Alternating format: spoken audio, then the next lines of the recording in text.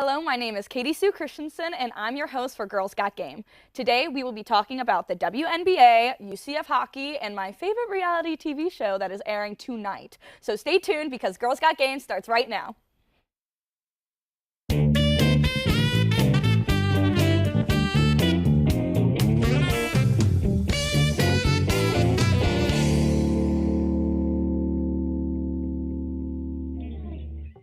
And welcome back. I'm here as always with my wonderful co-host, Mia Flores. How are we? I'm so great. Yes, and here joining us, we have Andrew Gregg. He's been on the show a couple times. How you have been? I've been good. I've been really good. All right, and an old friend of mine, Jasmine Gold. How are you? I'm good. Happy to be here. Yeah, so we're getting into the WNBA first, which I'm really excited about. Jasmine, luckily, already talked about it a little bit on main show, so go check that out if you want to. But we get to talk about it now. I wanted to start off with a little bit of tea to get us going. So Angel Reese was suspended, and I just wanted to brush on that real quick. She's the forward for Chicago Sky. And she was suspended by WNBA and her team. She had 8 technical fouls, which that equals to a suspension. And also she said, and I quote, "I'm not settling for the same blank." So we did this year. So they got a little whiff of that, booted immediately. So they're not playing around at the WNBA. We're here, we're role models in the WNBA, and I love what they stand for, and really crazy to see someone get suspended. I looked at some other people, but yes. So what I really wanted to talk about was the Valkyries really quick. We talked about the Valkyries earlier, but they made it to the playoffs after this being their first year here, which is incredible. Love to see it. They did have a game last night. There were 4 games. Valkyries and Lynx played together, Minnesota. They didn't do the best. They started off strong. Love to see it. I do think Minnesota is just a great team, and Valkyries is still kind of getting there. They're still figuring out a few kinks, which is okay. They're still there. They made it there, and I'm happy about it. So there are still some incredible key players to think about. I do not think that Valkyries are gonna win everything, let's necessarily say, but it's kind of the team that I've been most excited to watch this season, if that makes any sense.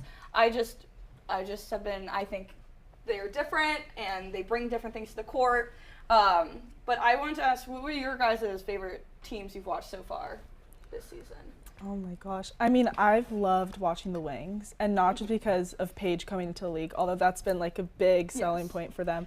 But I just think like the camaraderie they have on and off the court is fun to see and something you love seeing in any league of sports. So definitely the W. I agree with that, and I think it's also important with a kind of the WNBA taking flight now. You need something like that. You need to see the camaraderie, and it honestly makes people want to watch it more. So I think that's very important.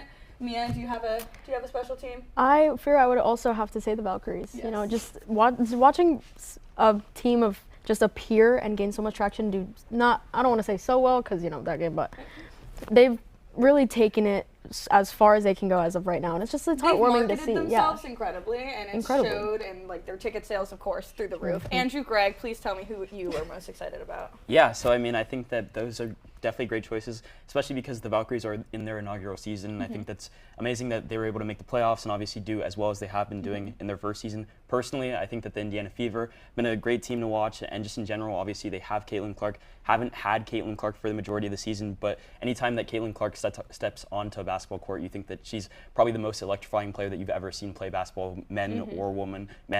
So I just think that their team is fun. And then you also have Kelsey Mitchell, you have Aaliyah Boston on that team as well. So there's a couple different players that are all exciting to watch, and I think that the Fever are a very exciting team in general. So I actually wanted to talk more about Caitlin Clark. Could you highlight a little bit more about the injury and everything that happened with that? Because that was very sad. Yeah, so she's been out for about 7 weeks now, and it's been unfortunate because the fact that she's had a groin injury and then a couple of just separate issues that have kept her off the court for an extended period of time now.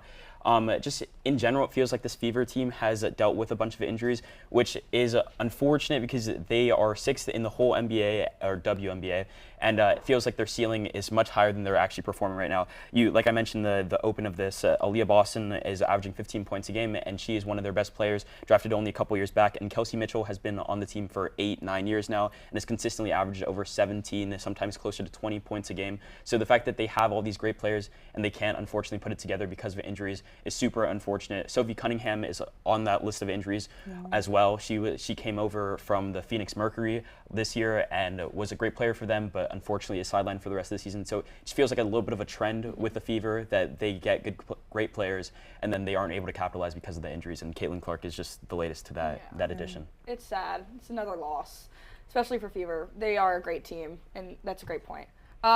They are playing tomorrow, or today, actually, this airs tomorrow. They're playing today at 7:30, so I'm excited to see how they do. Yeah. And also, Aces will be playing Storm today as well. Fever is going to be playing Dream, so that's exciting.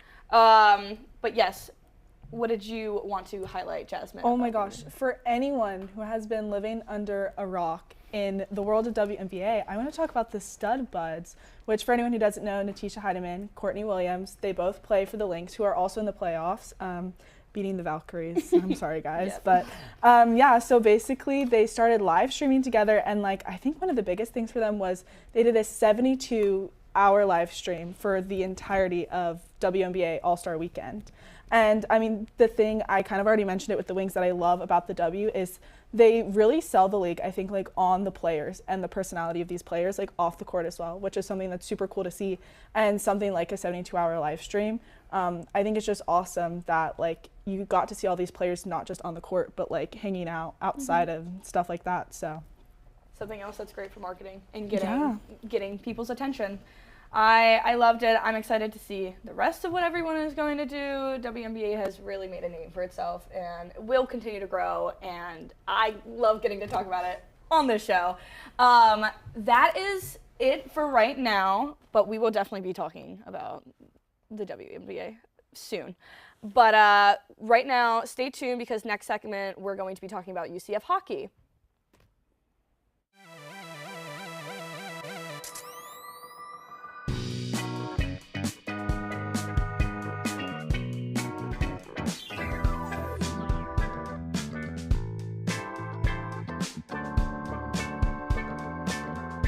Never got me anything for my birthday.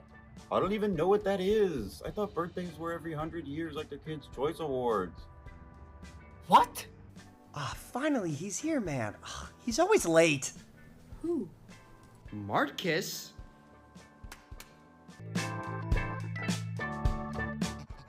You good? I'd give them one of these and one of these.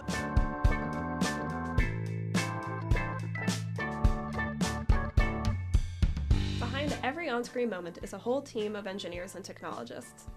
And you can be a part of such a team through SIMTY at UCF. You'll join a team of students just like you who are ready to innovate the future of TV and film. With SIMTY at UCF, you'll be able to connect with local industry pros, learn about new technology in the industry, as well as get backstage experience that really matters. Join SIMTY for a backstage pass to all of this. We meet every last Monday of the month for our general body meetings. There, we discuss how new technology is being used to create new media, and we get to highlight local professionals and their specialties. On top of that, we have some site visits planned, so tune into our social media to be notified of when those will happen. So if you're ready to pull back the curtain and find out what really happens behind the scenes, join SIMTY at UCF. Hello, everybody, and welcome back. For this segment, we're talking about something I spend way too much of my time helping out, UCF Club Hockey. Of course, I'm here with Katie Sue Christianson. We're also here with Jordan Evans and Delilah Luca. How are you guys doing right now? I'm doing great, thank you. I'm excited to be on talking UCF Hockey. Yeah, and I'm doing great. I'm so happy to be here, and I love hockey, so I'm excited for this. How could you not love hockey? Yeah, it's so hard not to love. So this previous weekend, the UCF Club Knights had their opening weekend, and it was a pretty good weekend. It was a pretty exciting weekend. We won our first game, our big home opener, 7-2. We outshot the Citadel 67-16. Yes, they addressed it. Next game, we didn't have as much luck. We did lose 0-1, but Jordan can help out explain that later. What I want to talk about is we had a huge crowd, a ginormous crowd. And it was just so awesome to see, like, being with the team. For those who don't know, I am on their media team. I run their social media.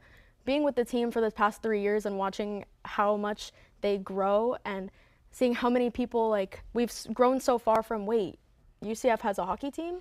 So now everyone knows where they are. We have crowds Friday night, and it's just so, it's like heartwarming. Like, it's just so awesome. But I want to pass it over to whoever wants to go first. No, I'm kidding. We'll pass it over to Jordan Evans because he is on our new commentator team. Round of applause for Jordan Evans. Yay! And he's got some more stats for the game. So go ahead, Jordan. Yeah, I'm excited to be on the commentator team this season. You know, it's a real opportunity, and I'm super blessed. But yeah, getting into the game, you know, we absolutely dominated Citadel the first game, where we won 7-2. Although I wanted to address the play of Citadel, because the play of Citadel, it didn't really seem like it was such a blowout, at least if you were there watching the game.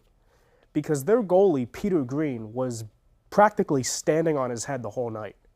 I mean, just for the series, he had 260 save performances, which is practically unheard of in hockey, whether it's pro or amateur. So he was basically Citadel's star player for both Friday and Saturday.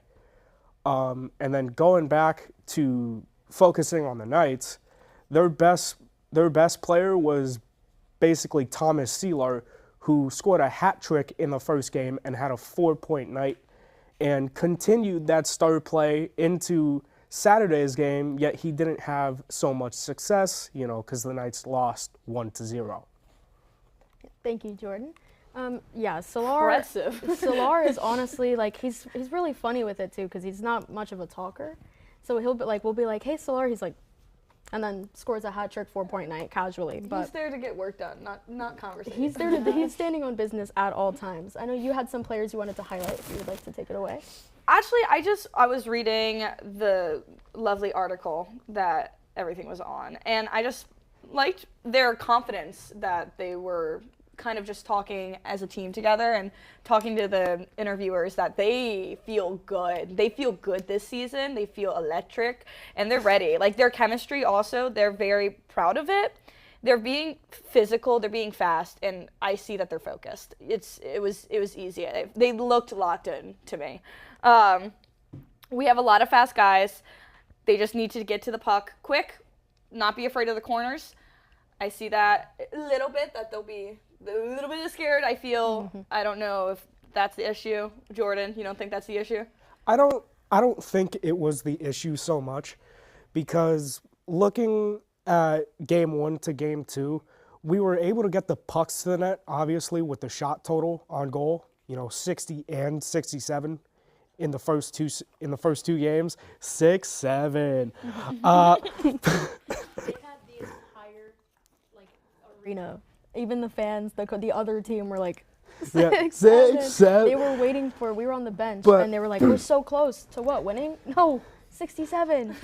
But yeah, we were able to get the shots on goal, but what I noticed from game 1 to game 2 is that we didn't really get the bodies in front of Peter Green to screen him and get pucks past him. And that's why, you know, he was able to shut us out in game 2.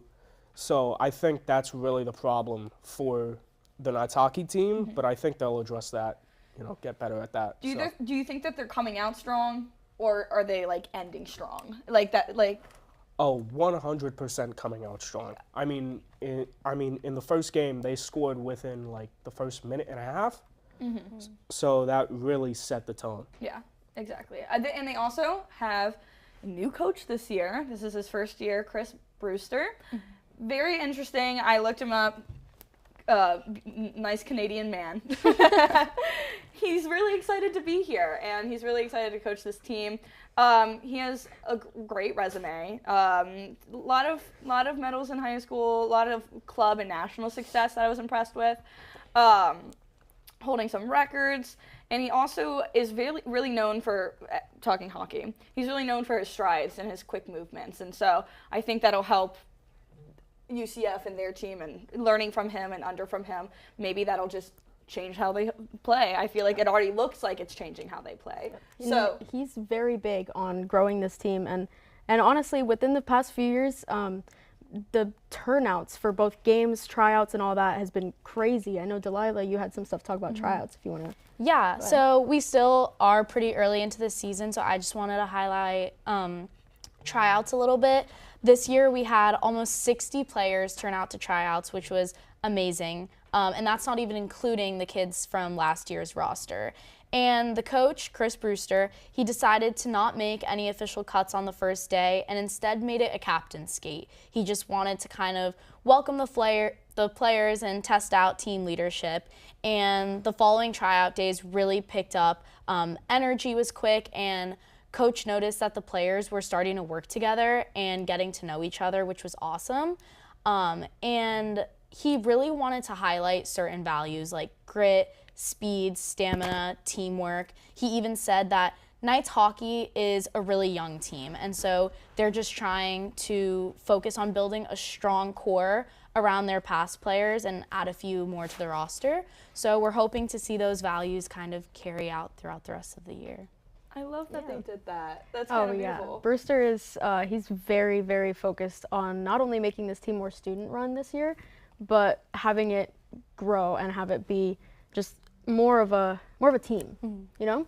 Very family oriented for a tryout like that. Exactly. They call him CBTHC.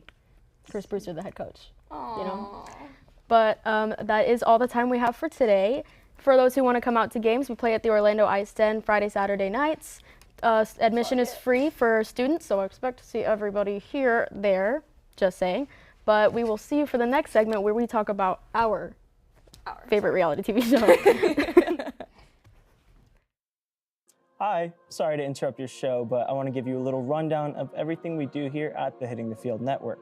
My name's Nick Cohen, and I'm the host of Hitting the Field, our flagship show heading into season 21. Live streaming every Monday at 2 p.m. Eastern, we talk about anything and everything sports. Tuesdays, we have season 3 of Girls Got Game. Hosts Katie Sue Christianson and Mia Flores discuss all the biggest topics in women's sports. On Wednesdays, make sure to tune into season 7 of The Combine, hosted once again by Ty Patton. This podcast dives deep into every detail about the NFL season. Next on Thursdays, we live stream season 11 of HTF Bets, brought to you by Andrew Gregg, Diego Ortiz, and Ben Huber. Any sports betting questions? I'll let the pros answer those on Thursday. Then TGIF, because we have new episodes of season 9 of Nighttime, hosted again by Matthew Bracker and Kathleen Moore. Nighttime keeps you up to date on all UCF and collegiate sports.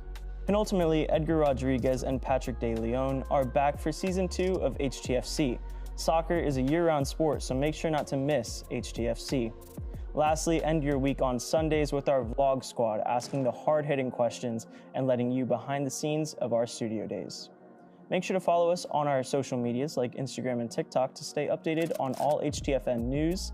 Remember to subscribe to the Hitting the Field Network on YouTube, leave a like and comment, and with that, I think we're ready for your next segment.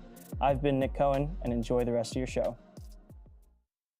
And we're back to talk about Dancing with the Stars. Woo! I'm so happy. I'm so excited. I'm here with Delilah and Bella Kavala. Thank you guys for being here. Are you also this excited to talk about Dancing with the Stars? I'm so excited. I feel like I just drank like 10 Celsius in a row and I'm so giddy, but it's actually just, I'm so excited. Yeah. Bella? I mean, I'm literally so hyped because it has all my favorite stars. So.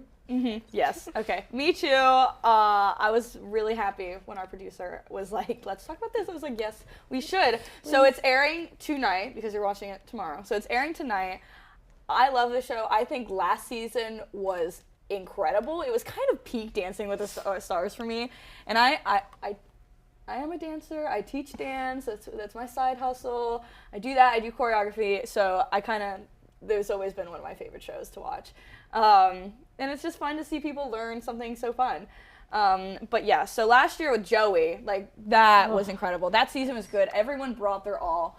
And this season, they have incredible people here. Robert Irwin, my love. We have Alex Earl. We have athletes that are coming in, which is really excited. So I want to ask you guys, I'll tell you mine first, but I want to ask you guys who you think is going to take home the Mirrorball.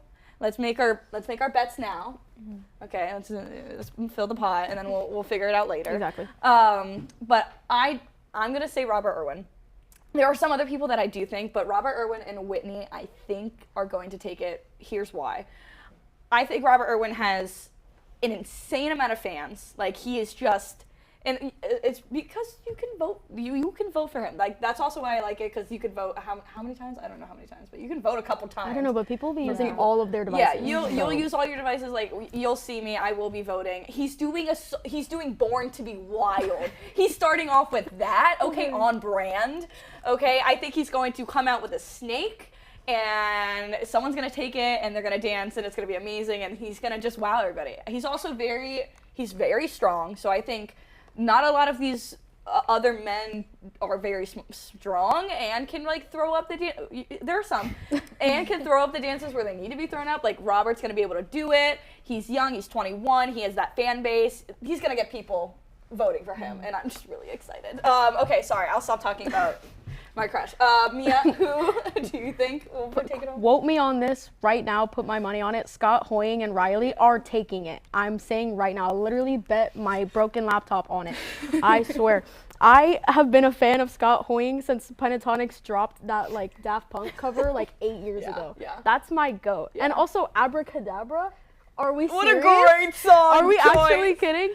And you know what? Not to hate. Listen, I think Robert Irwin is going to go very far, but I think what Scott Hoying has over Robert Irwin is the musicality. He definitely has the musicality. He's been here. He has been performing basically his whole life. He's been writing, singing, producing. He's built for I think he's going to surprise a lot of people, because if you don't know, like, he's not a huge star, if that makes sense. I mean, I know him. I'm sure, like, you guys know him. But, I mean, my parents don't know him. My parents know Robert Irwin. Yeah. But, like, so that's also another thing. But I think he's going to be one of those people that just shock you. I think Alex Earl's also going to shock us. Yeah. I think she's going to be a hard worker. I think she's going to move her. I will be using all, like, 19 of my household devices to be voting for Scott Hoying. Okay. So y'all better catch up. And I love Riley. And I think I want her to win. I want her to win really bad. Riley deserves to win. And that pair is really cute. That pair was great. I actually liked most of the pairs. I was really impressed. Okay.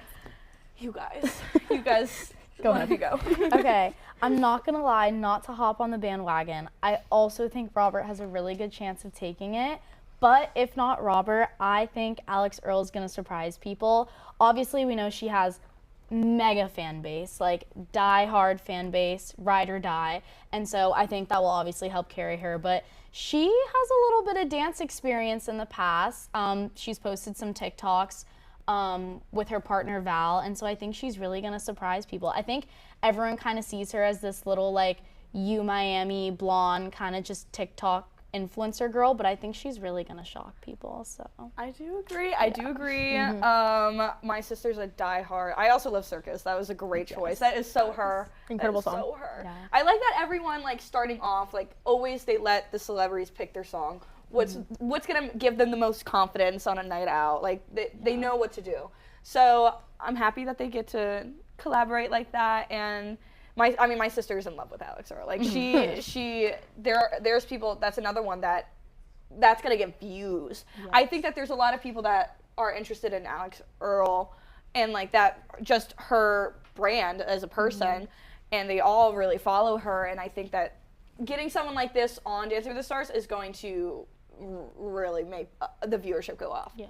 And especially after last season, I think the views this season are gonna be ridiculous with these people and what happened last season. Oh, absolutely. And literally last season, you could see every episode that aired, it just went up in like views. So I think it's gonna start out strong, and I think it's just gonna get even more exciting. Okay. And last but not least, Bella, who do you think will be I'm going winning? like a different direction, actually. I was thinking that Dylan Efron and Daniela are going to win, personally. I mean, he has dancing in his DNA. He said that he has no dance experience, but, like, Zac Efron's his brother, and he killed it, so.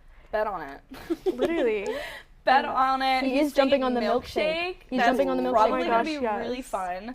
Because Gap did it first. I mean, yes, but also, I mean, like, Mean Girls, too, so it's iconic, I think.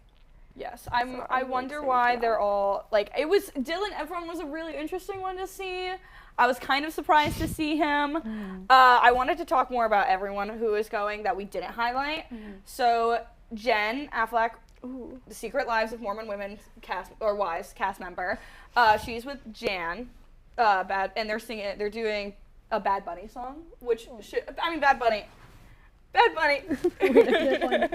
Oh, Nueva York. Bad Bunny is always great. But yes, and I did want to talk about, before I forget, Jordan Charles. Oh my God.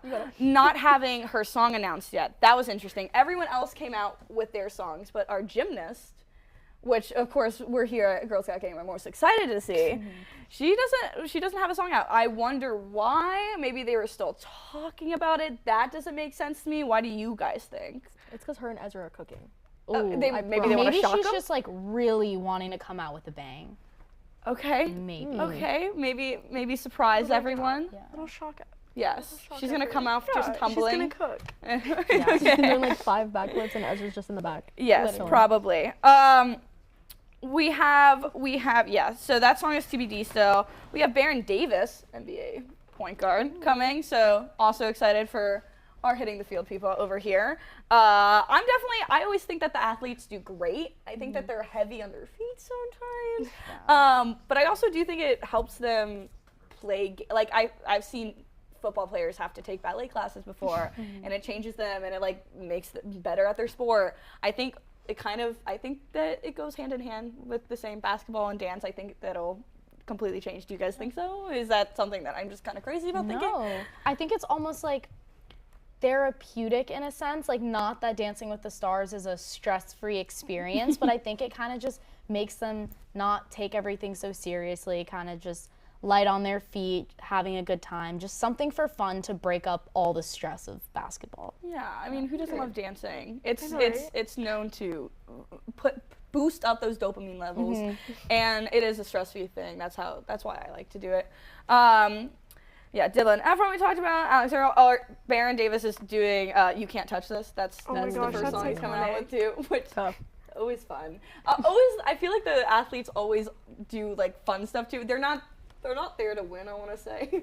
they're there to have a good time. I mean, they're all very competitive and they try their best, and I think they always excel. They don't excel as well as the other groups of types of people. I think they have heavy feet, but I always get impressed and excited about that. Corey Feldman, I am a Corey Feldman fan. I loved all the 80s, like Goonies and all that stuff, so big fan of him. And of course they paired him with Jenna because, I mean, she won. I don't think Corey's going to go very far. Unfortunately. He's a little bit older, it happens, and I think they paired him with Jenna because they're like, okay, Jenna won. She can't be staying here for too long. But she always seems excited. I love her choices. They're doing a Billy Joel song. Billy Joel's my favorite artist. So they're doing It's Still Rock and Roll to Me, which is super cute. I feel like it's very on brand for him in his age group, you know what I mean? Like, it's just another one there for fun, I think. But yes, so there, and then Danielle Fishel. I'm so excited for that. She is incredible. I think she's going to be another one that is going to impress us. Boy Meets World, Girl Meets World, actress, mother, incredible. You, Bella, you know of her too? Because a couple people I've talked to, they don't know her, so what do you think? I mean, I'm just super hyped. I feel like Sabrina Carpenter is going to be in the audience at some point because they work together and she's always going to her concerts. I forgot. Yeah. So I'm looking forward to that. Maybe she'll do a Sabrina Carpenter song too. So that would be so fun. Because at one point she's not even Danielle, that's Topanga. Yeah, the Topanga. So. I'm sure those people are really close and when they're on shows and like that. They're doing Kelly Clarkson Stronger. I could see that. Yeah, that's so giving super cute. It's very much like her. Energy. And then there's a couple other people I'm excited about, but that's basically the people that I was most excited about. So we'll see tonight what's going on. Girls, thank you for joining me. Scott Hoying is winging it. Okay. Oh, okay. Who said that? Oh my God. We'll place our bets. I think you guys should place your bets too, but that's all the time, unfortunately, that we have for today's episode. But tune in next week for some more. Thanks for watching.